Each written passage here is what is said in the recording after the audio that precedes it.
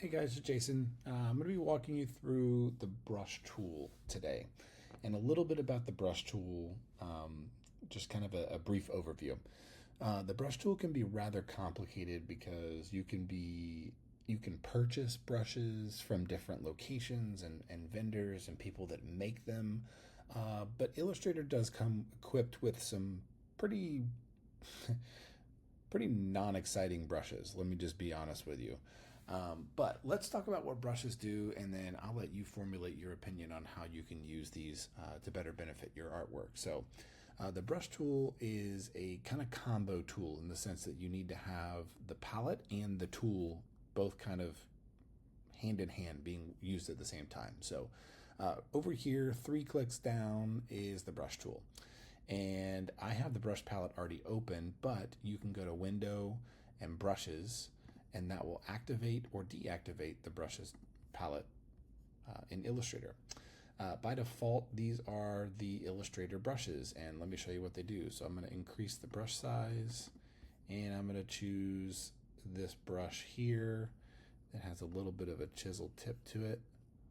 And if you notice, it gives me a little bit of a custom contour, right?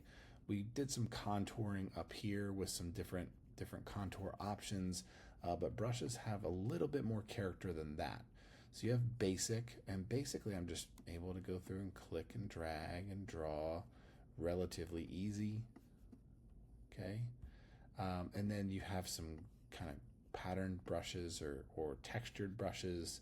And then you get into some of these weird things that we really don't know why they're there.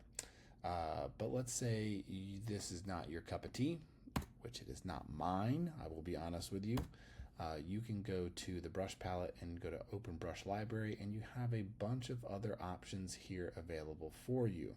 I do not have any of my brushes loaded on this software or on this computer, but in my actual personal computer, I probably have a pull down list, maybe 30, 40 brushes long, where I'm using them to create halftones and different textures inside illustrations, textures and grit and kind of graininess to an Illustrator file, so everything doesn't look so perfect.